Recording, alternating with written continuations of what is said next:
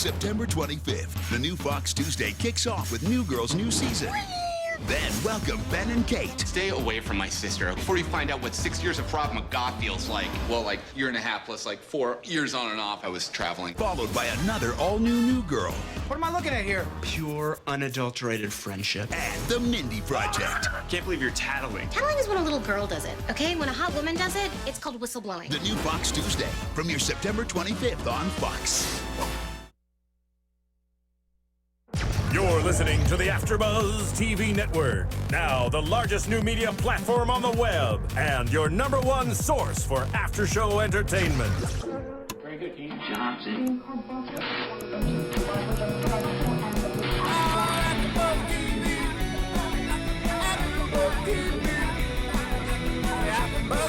the AfterBuzz Studios in Los Angeles, California, presented by Maria Menounos and Bing.com, and streaming live thanks to Akamai Technologies, this is AfterBuzz TV's Boardwalk Empire After Show. We'll break down tonight's episode and get you all the latest news and gossip.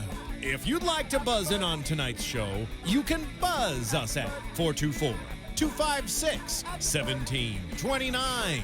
That's 424-256-1729. And now, another post-game wrap-up show for your favorite TV show. It's AfterBuzz TV's Boardwalk Empire After Show. Hello, everyone, and welcome to... Where's our music, John? Come on. What's Phil doing in there? Anyway, welcome, Boardwalk Empire fans. I can sing for you. Would you? No, it might be dangerous. Keven Undergaro here with... Bethany Jaber. And? Eboni K. Williams. All right, so you guys, another great episode entitled Spaghetti and Coffee. Delicious. Really? Yeah? You know what? I like both very much, so yeah, I probably... Well, anyway, you could tell the spaghetti in this episode wasn't very good. They were far away from the city, just with the look on Gyp's face.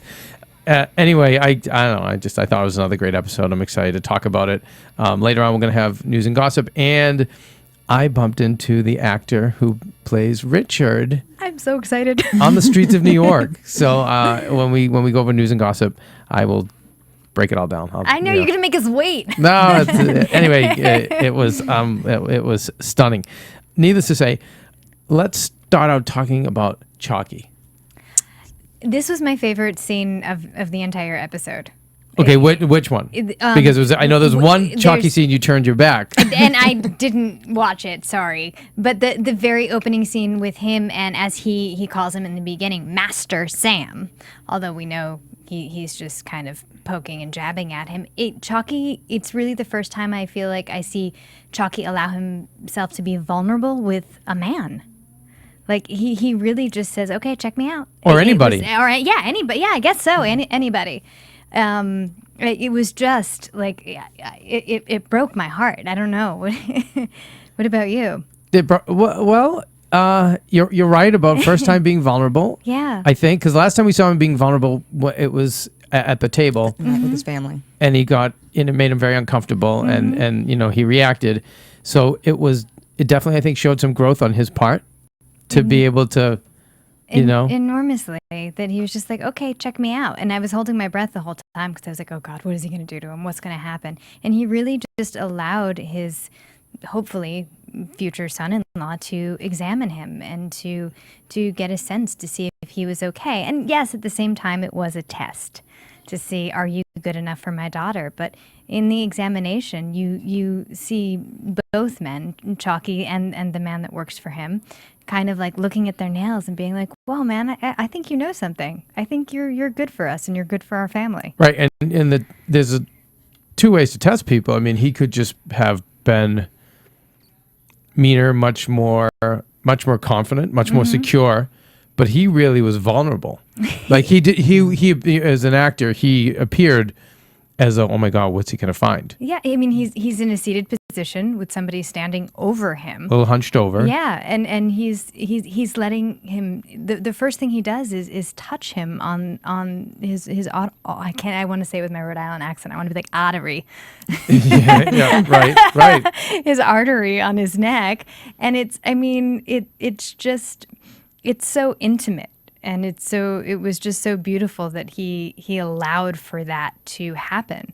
But you know, if you want the best for your daughter, maybe that's what needs to happen. You need to be vulnerable, to be able to see somebody else. Well, it shows too that he can grow, I think, you know, from what we saw last season with this. And it was interesting too with Sam, because there's some character revelations about Sam, because, you know, Sam says, I do it the different way. He didn't check the pulse on the wrist. He said, you know, he checked it. Yeah. It's like, I do it this way. So it kind of shows that there's something different about him too. And as we see later with him in the bar fight, in one sense, he's horrified that he's been slashed, but in another sense, I have to go help this man. He still helps him. Still helps the man. And then Chalky says, no, you don't. And what does he do? He does it anyway. Does it anyway. Because he's a man of his word. So it's interesting. And I love that. No, I do love that Chalky loves the daughter enough to say, you know, because that scene could have gone any way. I was hoping that when Chalky was working on the chair, that he would turn around and accept him as he did. Yeah. But, you know, you never knew from last year what he was like on last season. No, because he was so volatile and just abrasive last year with Sam. So. And then, you know, what was interesting with daughter Mabel, you know, again, we're seeing this recurring theme of just the women kind of, you know, women's suffrage. Women are just standing their ground. They're finding their way. I know. I just want to fast forward into the future and be like, Mabel, it's cool. Have your own house. Let your husband work. It's going to be awesome. She's into the arts. I can write a poem about it. And she's, you know, she's like, you're interesting, Dad. Pays him a nice compliment. But he wasn't having it, you know. No, because she doesn't know the depths of which... Yeah. By what that means. And so I love when he comes back at her at the speakeasy and says, oh, it's so well written. Still think this is interesting? Yeah. Am I interesting now? Do you think this, I mean, I'm not saying it verbatim, but is this interesting enough for you, basically? And she's, I mean, to me, she looks horrified. I don't know about you. She was absolutely horrified. Absolutely. Yeah. Yeah. And it's great because it's, I mean, I think we've all seen that in life where it's like, oh, so cool. Ooh, not so cool. Right? Like maybe this isn't. You're like, I'll go to a party. I'll have a drink. I'm a teenager. And then you're like, whoa, no, not so fun. Not so cool. I'm using it in the very basic of layman's terms. I'm not going. Well, it's so glamorized, right? And then it's like you have to see this really, I mean, she saw probably most brutal side that you could really kind of be exposed to. Of that lifestyle. Yeah. And but interesting as we like peel the layers away that Chalky was 26 when he got married. You guys, it's very old to get married back then. Yeah. Only usually it was the wealthier or the upper classes that married later. Yeah. Right. No, there's which is still kind of true today. Mm-hmm. But it's amazing that he didn't marry at 26, and God only knows what he did for Grandpa. Oh no. We're laughing, but somebody was harmed. I'm sure somebody was harmed. Yeah. But do you guys think that she's going to now marry Sam? I hope so. I think so. I think she's seeing some attributes in him in terms of him going over and still helping the guy. And maybe she's starting to get in perspective what's really important and what's not so important, you know? So I think so. I think she'll come around. Or maybe she's even just scared straight. You know, like to use that term, where it's like, you know what, I've had enough of this. Like, this isn't for me. And clearly she's juvenile at this point. She's very young, and she should go for Sam. I think what she saw at that speakeasy kind of made her grow up almost instantly in a way. Like her eyes, you could just see when she looked up at her father. I mean, it was just with a revelation of what's real now. Right. Yeah. Let's hope so. Let's hope they move across the street and they're happy. in their big house. There's so much to go over here, guys. Before we do, please continue to go to iTunes and rate and comment on us. I know some of your comments aren't so nice. We're doing our best. We're trying our best. Well, you know, somebody was saying really want to lift the Phil's Feed Tech memorandum where we have to go up live minutes after the show. It's just that's AfterBuzz, and there's just certain shows I just wish we could bend the rules and let us just watch it twice. Like or at least watch a couple scenes twice. I did. I want to hit the rewind button and be like, "Wait, what was that? I'm not sure I caught that." It's so hard, but we do our best, and we did. I did ask Phil. I'm like, Phil, can we build it in the schedule where we literally just watch it twice? So we'll still come up fast, I'm but down. we'll watch it, and then but schedule-wise, he says that's not easier said than done. Anyway, please blame Phil. Blame Phil. Anyway, continue to go to iTunes and rate and comment on us. We love it. We love it. We love getting your questions and your comments, and it really helps us. Okay, so along the theme of like this one of the themes we've seen going through this is family and children. Yeah. Right? So we see Eli's return, and I know you guys just gasped when he got out of jail. It was such a beautiful shot. They just talk about being still. He's such... You talking about when they shot him from the rear? You know what that's called? What did it tell me? And because more fans just hate me when I just get too cinephile. Okay. That's the Frankenheimer shot. Okay, it's a Frankenheimer shot. The director Frankenheimer always did the rear shot with the back of the head in the center, and then Tarantino used it in Pulp Fiction. It's such a lovely reveal. It's great because it really makes you wonder. You're like, whoa, what's happening? What's going on? And then when you're hit with it, it's a great reversal. And so before we talk about what the reveal was and what we saw in his face, it wasn't any coincidence that we had the goldfish come out of the bowl, then plop around in the sink, struggling, helpless, and then get put into a little glass. And Michael August, one of our dear super fans, he emailed me as I was coming up in the studio. One of the things he mentioned was, how much he loved the fish going from the big bowl to the small glass and then cutting to Eli, which, seems very typical of like, Eli was always in a bowl. He was never free because with Nucky or whatever, but he was the sheriff. It was, now he traded one, prison for another, for a smaller one to be in the glass. And then, we see Eli. But he looked old and exhausted. He looks like a man destroyed. But you see there's a glimmer of hope inside of him. I'm very curious as to what this season is going to bring for him, or next season. But I don't think he's going away anytime soon. No, it seemed like writing-wise they were piling up. I still believe he was meant to die last season. Really? Yes, and I think they just called an audible.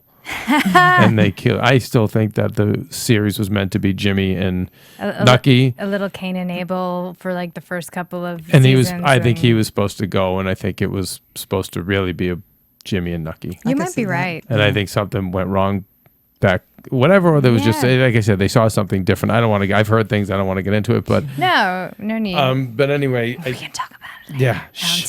later. But to see him back, and I just wonder if they're going to continue to pile those Nucky bricks on him till he snaps. But I want to ask you guys, and I have very strong thoughts on it, but I want to hear from you guys. Is it right what Nucky's doing? To have him picked up by Doyle, to have him put to work with Doyle.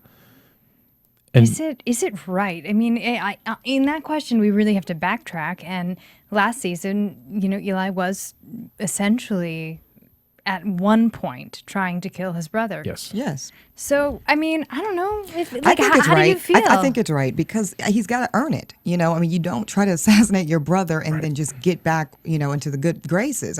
He's got to humble himself. I think he even kind of knows that. The look I see on Eli's face in the scenes is one of recognition of I've got to redeem myself. He's at a place of reestablishing credibility. I think reestablish. And earning, I think reestablish. Sure.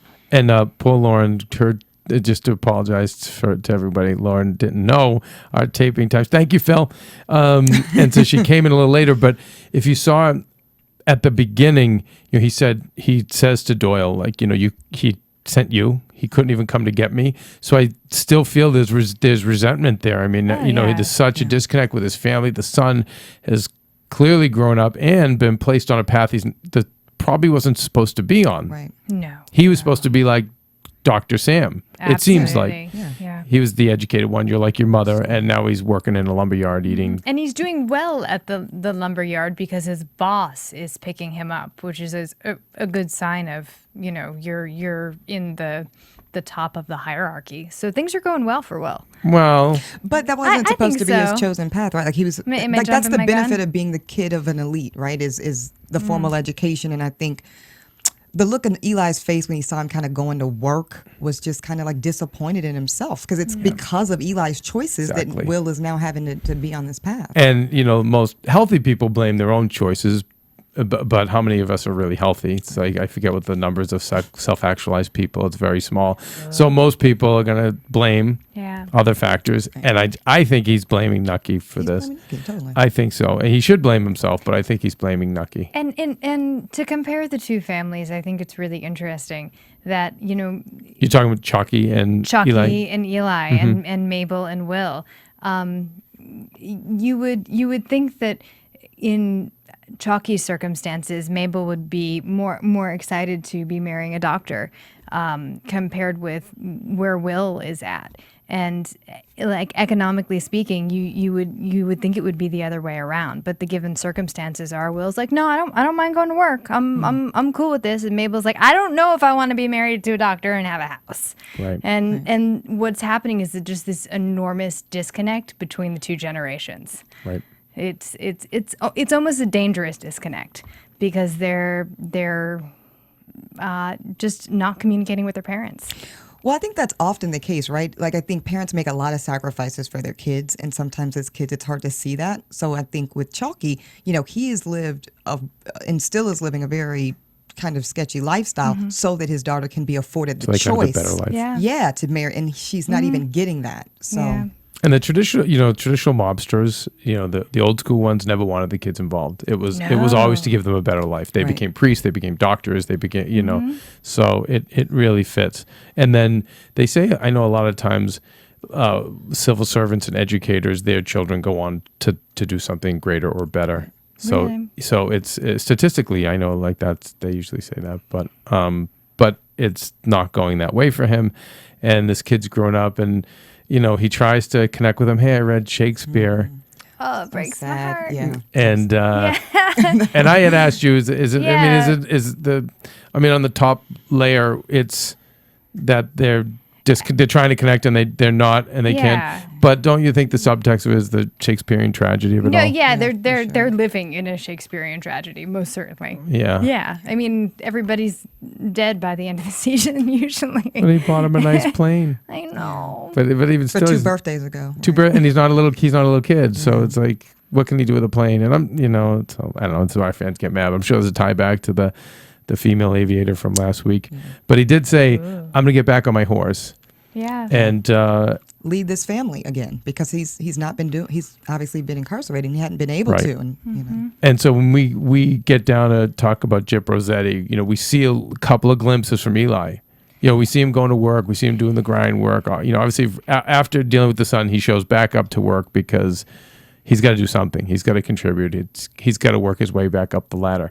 He's going to get back up on the horse. And when we go to our catches of the week, and for this show, for Mad Men, for Boardwalk, we do a segment called Catches of the Week where we give you all the stuff we missed out on.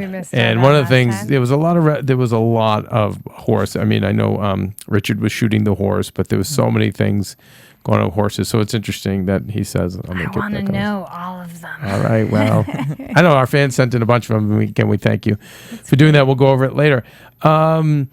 All right, what the heck is going on with Fox, Bethany? Well, let's face it, we all love a good comedy. Yes. And it's human nature, for God's sakes. And Fox Premiere Tuesday is stacked with them. First, we have Zooey Deschanel, and she is back on the season premiere of New Girl. And boom, just like that, she's laid off and looking for work.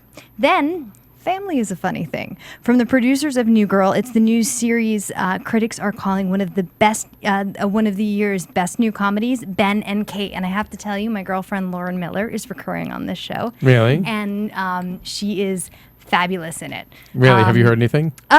Well, I saw her the other night, and she just said it's really funny, and that we most certainly have to check it out. She's also in the film For a Good Time Call. I don't know if you saw that recently. She wrote it. And she wrote it too? Yeah, she wrote it, and she's just like boom to the moon. I'm really excited And, about it. if the show gets picked up, that's really gonna be a nice gig for her. I think so. And then the season premiere of New Girl keeps unrolling with another all new episode. I know. It's sweet. And then we have, finally, the Mindy Kaling. She has a brand new office. It's the series premiere of a new comedy, The Mindy Project. And I'm telling you, if you're looking for a night of laughs, Fox premieres Tuesday has got you covered, beginning the 25th of September at 8 p.m. Nice. Yeah, this is their big splash to try to have a night of comedy. So they're excited. I love a night of comedy. I am ready for it. I mean, don't get me wrong. I like the judgment singing shows, but I will choose. I always feel like somebody's being condemned, and we're all surprised by the end of it.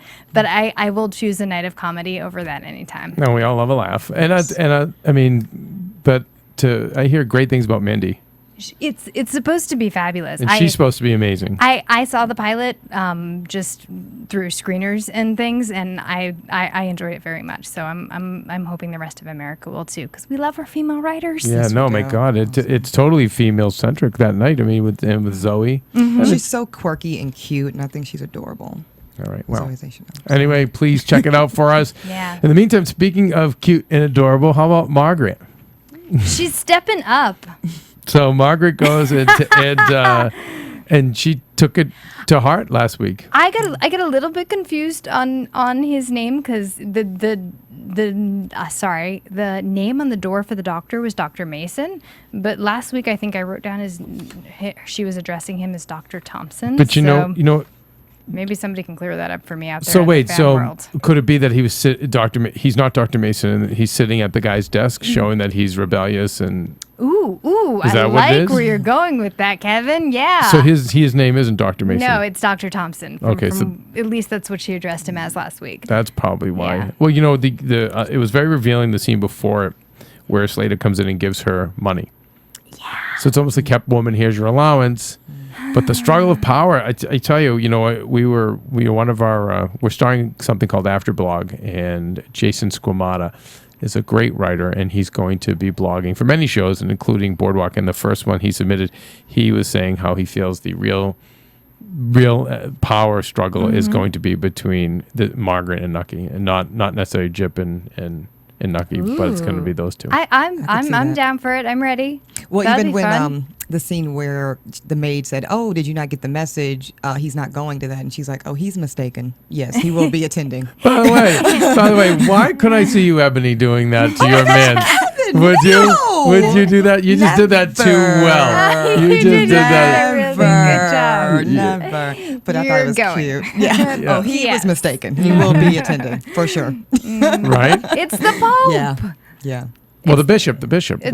Oh. Well, it feels like the Pope. But no, the bishop's a big deal. Close. No, that's a big deal. No, and back then, those guys were rock stars. Yeah. Especially in Margaret's world, right? Where religion kind of is just... But in the Northeast, in America, in the 20s in America, oh my goodness, it was Mick Jagger. It was huge. Any of those guys, the bishop, any of those. I mean, the priests were treated that way. Yeah, they're close to God. That's why they got to anyway, but we see her march into the hospital and go at Dr. Thompson. Mm-hmm. And he beats her up a little bit, and out the door she goes, and she, And she's faced with the big bad doctor that she dislikes. And she sees I think it's a reminder. It's a lovely reminder, and she heads back into that office, and she gives him hell. Right. And that's the Margaret that we know and love. That you know and love. Yes.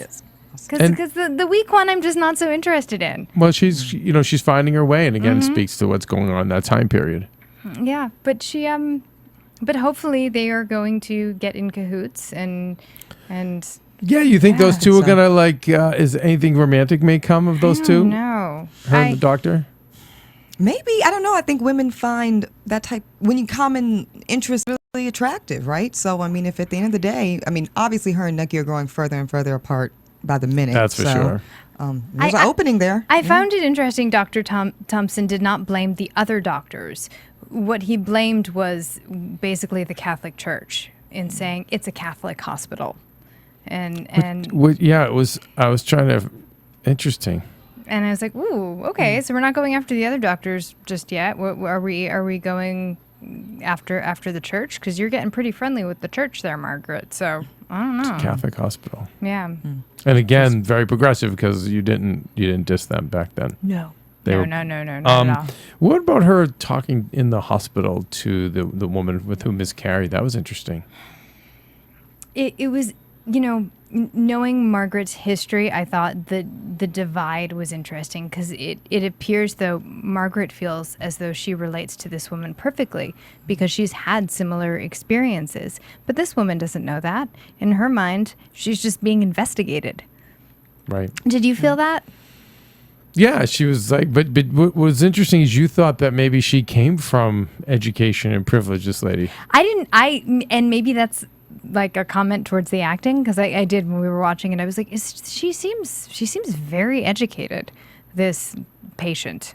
I mean, I just thought 9 kids, 4 miscarried. She didn't know about the raw milk. I think she's supposed to be an immigrant, but I think maybe she just came off a little. Maybe, like you said, the actor didn't make the right choice, or maybe she did and is someone who's wealthier. I don't know, or from education and privilege. This was the first episode that I've ever felt in watching some of the smaller roles that I've been like, oh, that doesn't quite fit. Do you think we'll see her again? Yeah, I do. What could be interesting, you guys, is that maybe whoever she's married to, it is significant, however they earn their money. Who knows if they're gangsters or politicians? Like, we don't know. So it will be interesting. But it is, to have 9 children during that day and age and having half of them survive, or having half of them survive is, or that's probably how it went. It's totally normal. I think going back to, I guess it would be my great grandmother.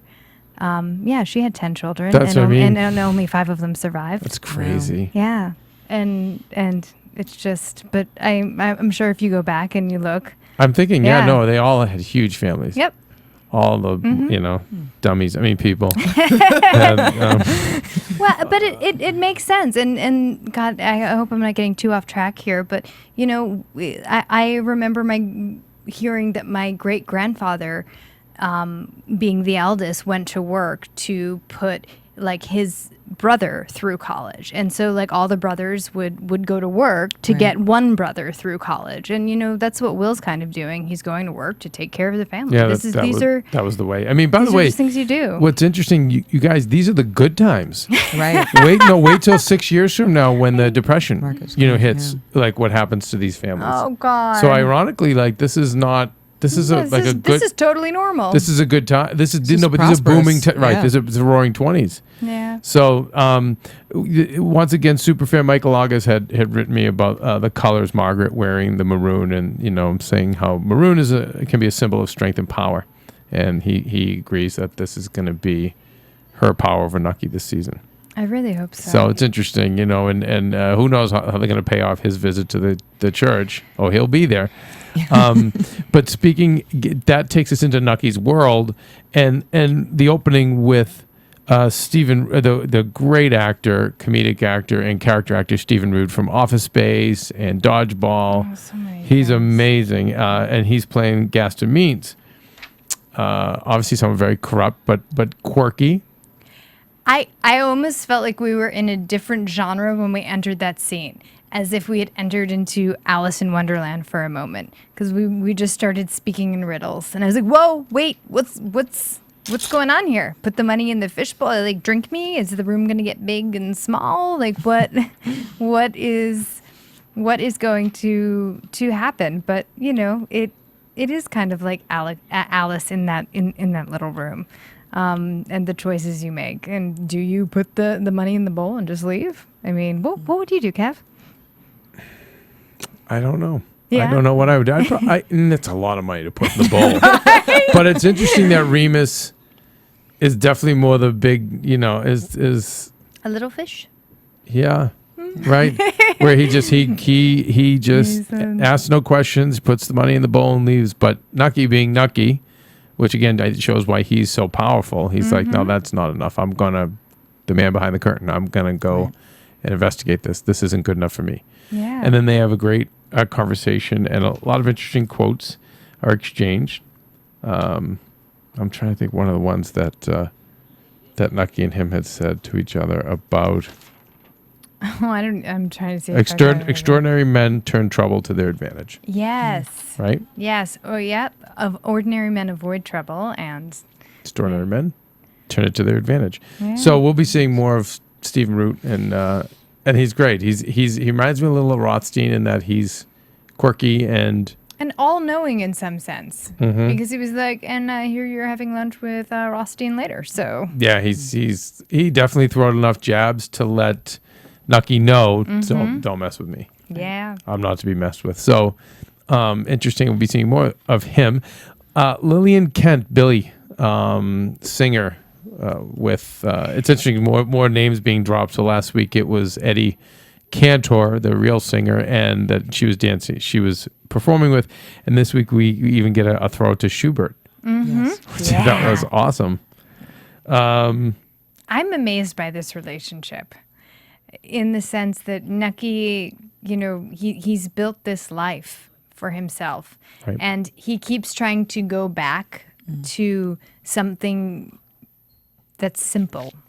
He did that when he first met Margaret. Right. He's like, oh, I have this like smoking hot cabaret girl, and this is my life, and I live in a fancy place, but I just want something simple. I just want a real simple woman.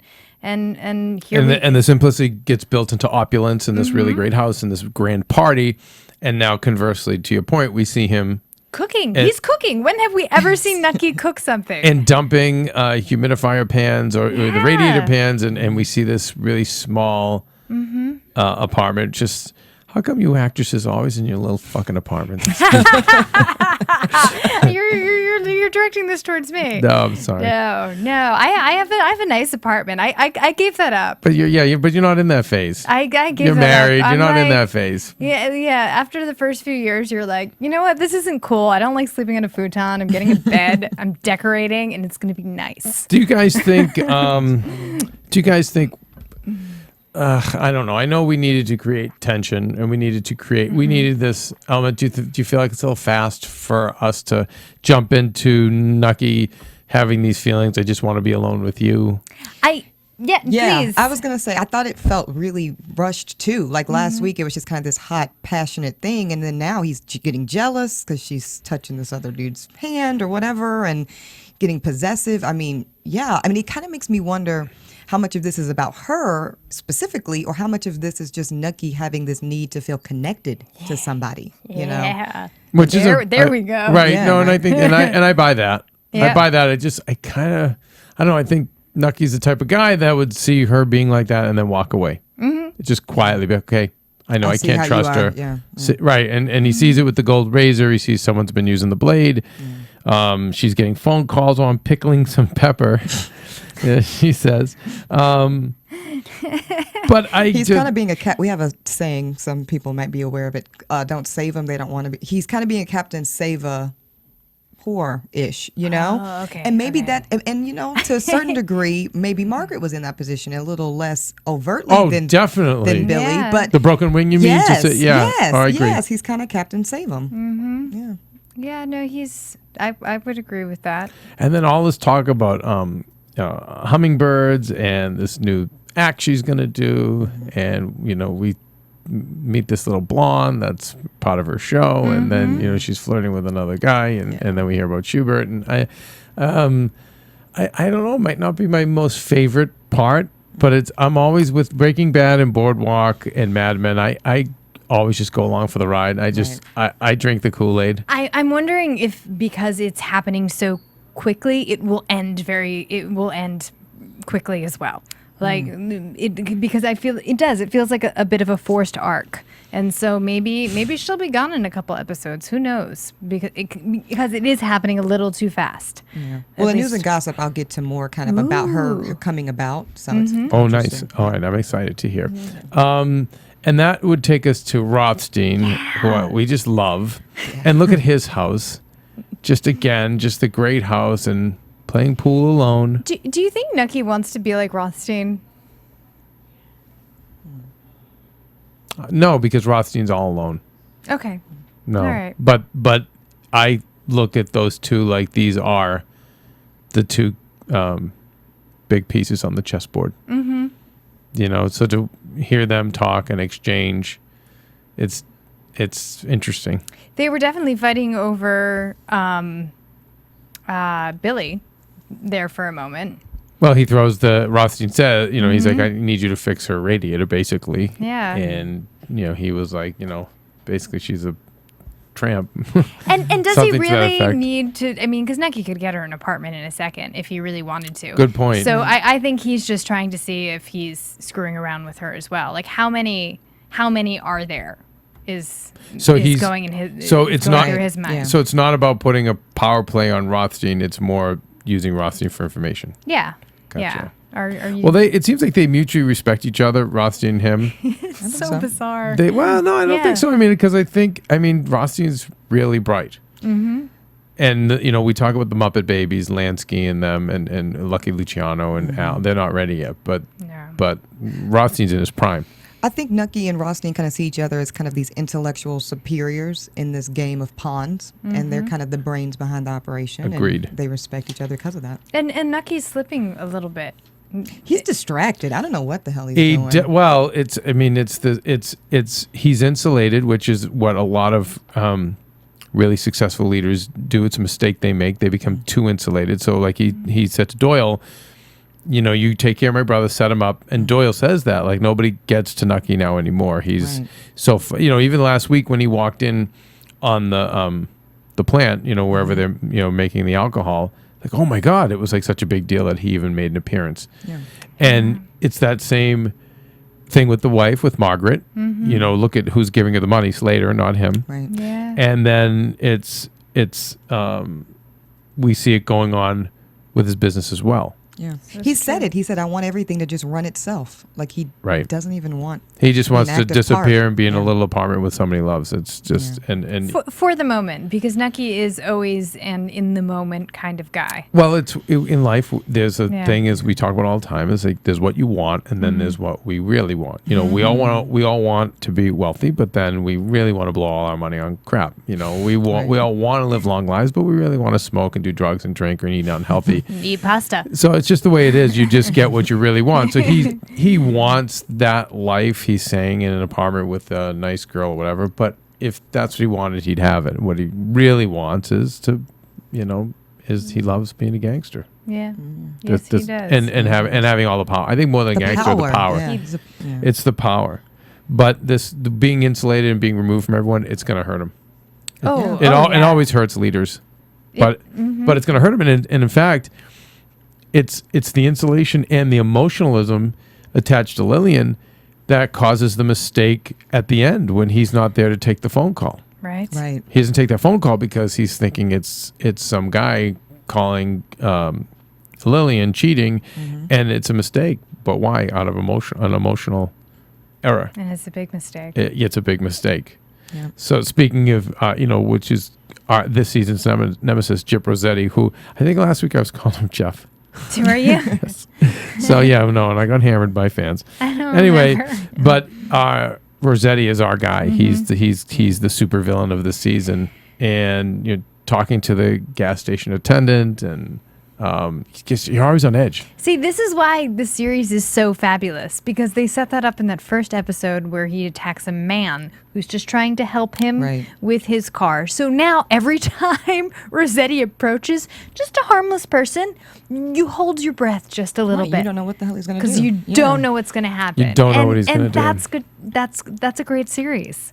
And, you know, we see him, he talks to this kid and doesn't kill the kid, but he scopes everything out. It's a fish truck, which I'm sure is a tie back to the goldfish, but he's like, what's in that truck and who's the sheriff? He's asking all these questions.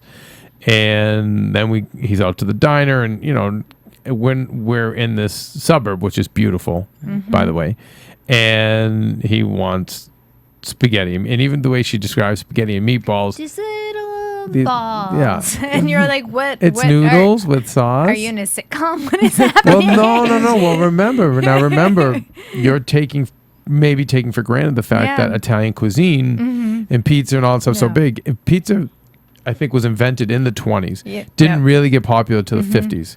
And then, Italian cuisine probably more like the early 30s because of all the immigrants coming over here. Yeah. So that's why in a suburb, it was it's like sushi. Right. Like it was interesting. What's happening? And of course he eats it and they look at each other after the first bite. It's so funny. Because it's not what they're used to, I can remember being a teenager and a boy asking me out to dinner, and he was like, "Do you want to go for Italian?" And being from an Italian family, I was like, "No, why would I? Why would I want to go out for it wasn't mean, but I was just like, I don't I eat that every day. I don't want to go out for Italian food." Even then, you were cultured. It's so interesting. I don't know. Just I have it still 7 days a week. It's just.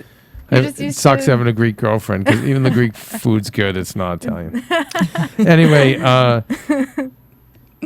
we see he takes advantage of that that town sheriff's just a big fat palooka, and nice exchange between Eli and him, where he's okay, Sheriff Thompson. Yep. And I think that gave Eli just yet another nudge to say, okay, I got to get myself back together. Yeah. But Rossetti completely takes over the town, has 12 or more men with Tommy guns ready to go. They can't reach Nucky for any help. But what I liked was the fact that Eli, beaten and tired, was the one Slater had to go to and say, what's up? And he's like, they got 12 guys. And we've got a bunch of bums. And it's interesting that Slater didn't even count. You were like, he was like, how many do you think? He was like, I counted 12. Right. And you're like, wait, you didn't check that out? Well, maybe he did, but he had to talk to someone else who, and it was nice to see for me. I think it was nice to see that Eli will be very valuable. He's gonna be far more valuable than just picking up crates. Yes. And it was great when he was able to kind of be arrogant back to Doyle.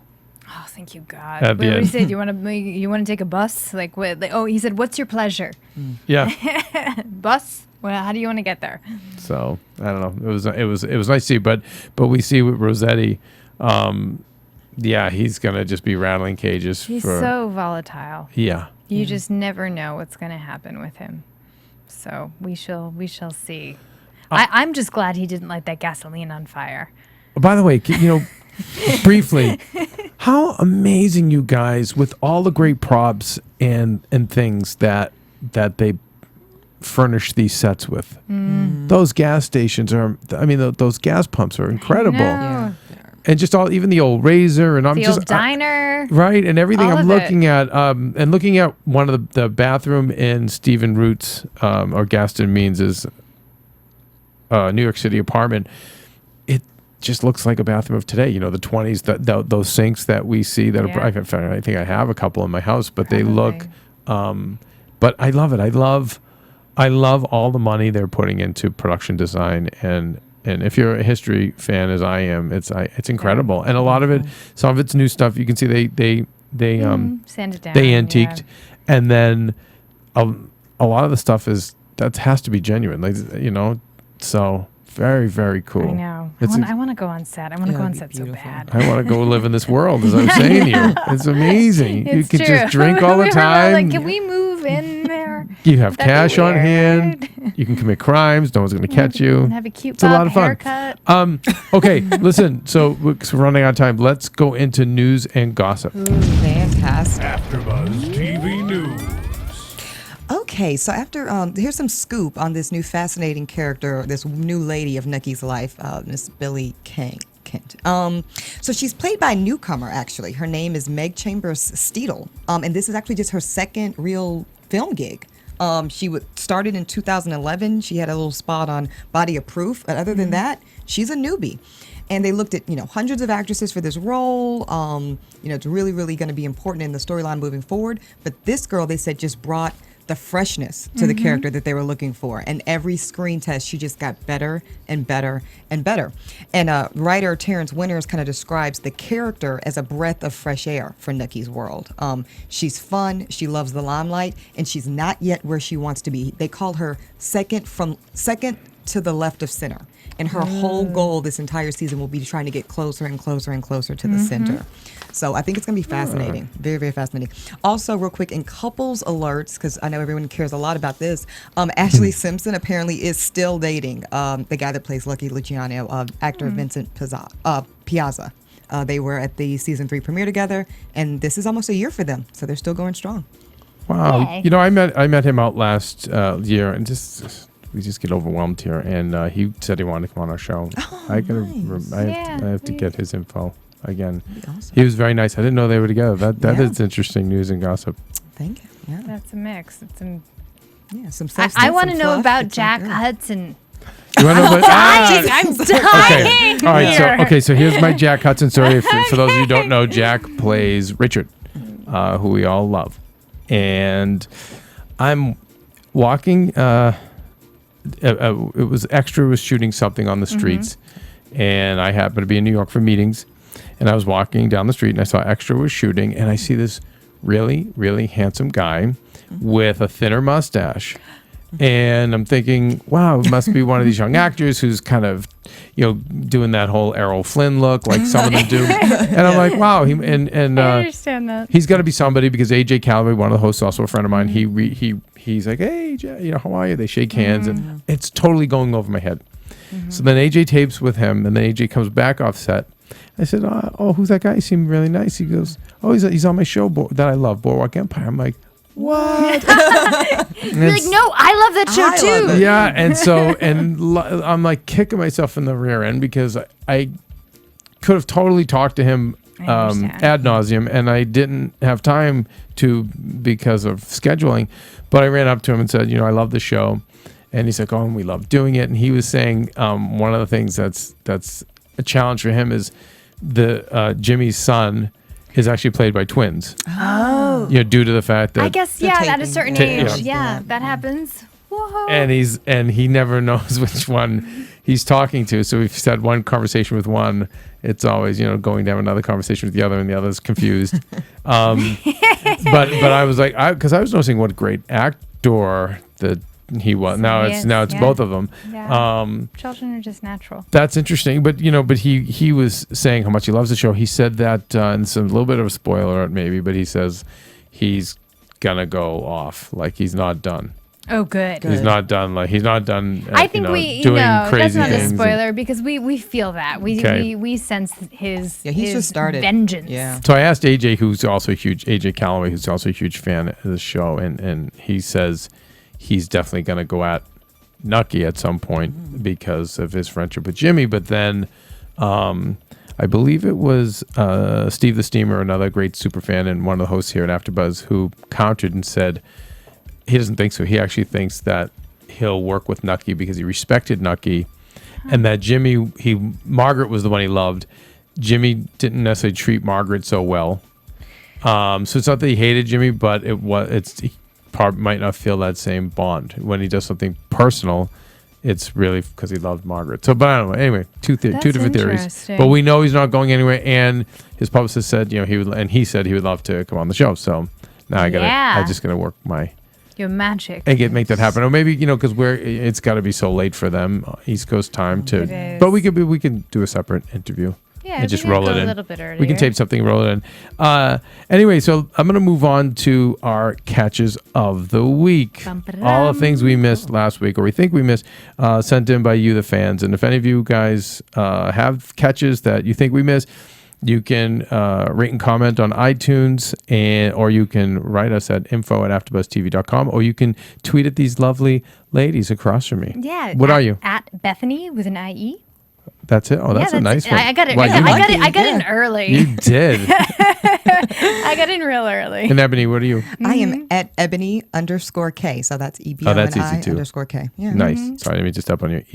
EBONI_K. Yeah. So, any catches, please send them to us. Okay, so from Michael August, he sees Gyp Gyp's intelligence complex as a great contrast to the fact that Nucky tends to talk down to people. So this is just going to be oil and water. He loved the subtext in Manny saying there are certain people you don't steal from. Later in the episode, Richard, takes him out for taking the life of Jimmy's wife and playing a role in Jimmy's demise as well. Mike feels that he was shot through the eye as well because an eye for an eye. Yeah. So it's just kind of interesting.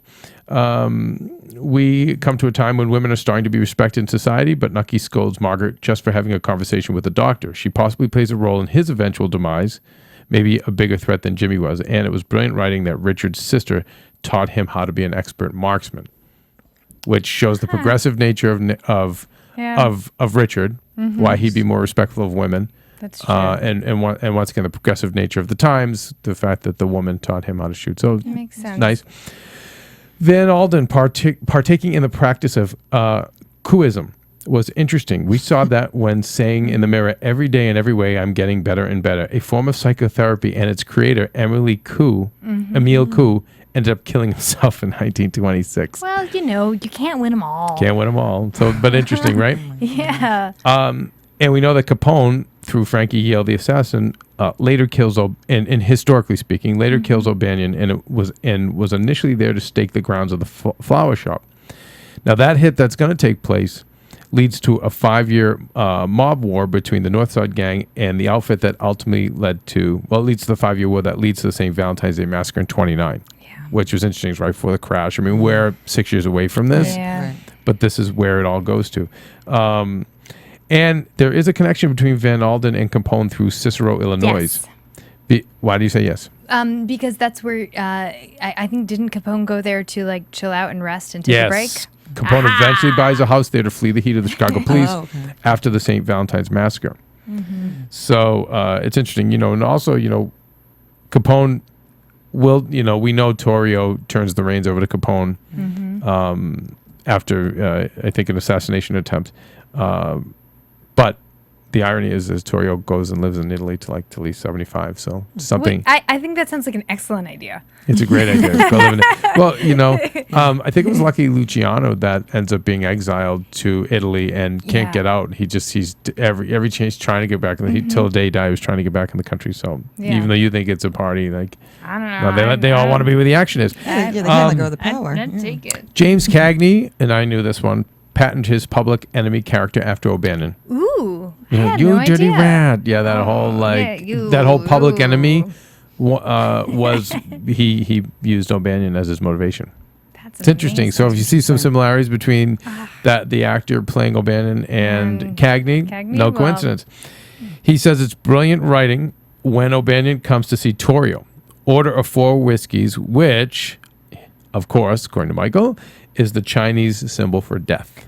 Oh. Wait, who is this? Mike August? Michael, he's amazing. You're just killing it. Yeah, he's unbelievable. No, he gives us all the best stuff. And then on this episode, Mike had sent this in as we were coming to studio. Rothstein says, we agreed on the 4th when talking to Nucky about the shipment, another symbol of death, like last week when he ordered the 4 whiskeys. Yeah. I thought, okay. So that makes sense. Interesting. And I know he also had said that 22 was the year of the horse. And now 23 obviously is another in the Chinese calendar. May be interested to know that there is an actor named Dominic Capone in Chicago whose great uncle is Al. So, I was talking a couple of years ago, I called Al Capone's son in Florida and didn't get anywhere, but it's interesting. Are you going to call Dominic? This guy? Are you going to give him a buzz? We should actually. Why not? Well, Ebony, can you find him? We ask Ebony because she's excellent with cold calls. She's like, I'm not afraid. I'll do it. She'll do it. And I'm a wimp. I'm like, no. No, I'll call him like I know him. You know what like she Dominic, is? what's good? I would say she's a bweek. A bweek? Yes, you're a bweek. What's that? Okay, at AfterBuzz, we've got tons of beauties, and that's awesome. Yes, but we need some more geeks. Yeah. Oh, I'm totally a geek. No. I think you're a bweek because we were saying Bethany's a hybrid. Yeah, she's a beauty and a geek. Yeah. I was like, As So you I'd are. say, yeah, Oh, we need, good. especially on the show, we have to have Weeks. I'm probably Weak- more weak- geek than anything. Good. Take We it. love that. Yeah.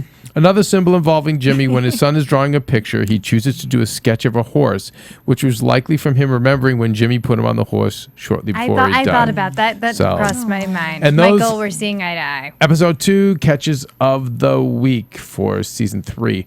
That's going to take us out of here, you guys. Yay.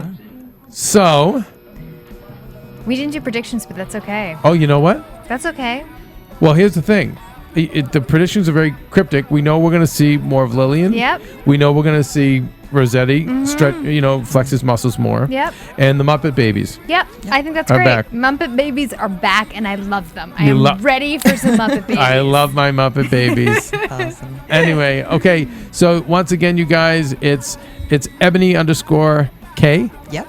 and it's Bethany with an IE. with an IE. And Yeah. is there like a smiley face on the I? Do you dot it with a smiley face? No. No, it's just Bethany with an IE. Is that really how you spell it? I thought it was. No, with- it's actually ANY, but that's how I got it at Twitter because the ANY was taken, so I just put it with an IE. Interesting. I stole it. We may have to change your whole name. My whole main May have to Twitter, change my your name. entire Yeah. name. All right, I can't believe we got that in an hour, you guys. Please send us your comments and your questions and all that stuff, and then we look forward to seeing you next week. Absolutely. Bye. From Bing.com, executive producers Maria Menounos, Keven Undergaro, Phil Svitek, and the entire AfterBuzz TV staff, we would like to thank you for listening to the AfterBuzz TV network.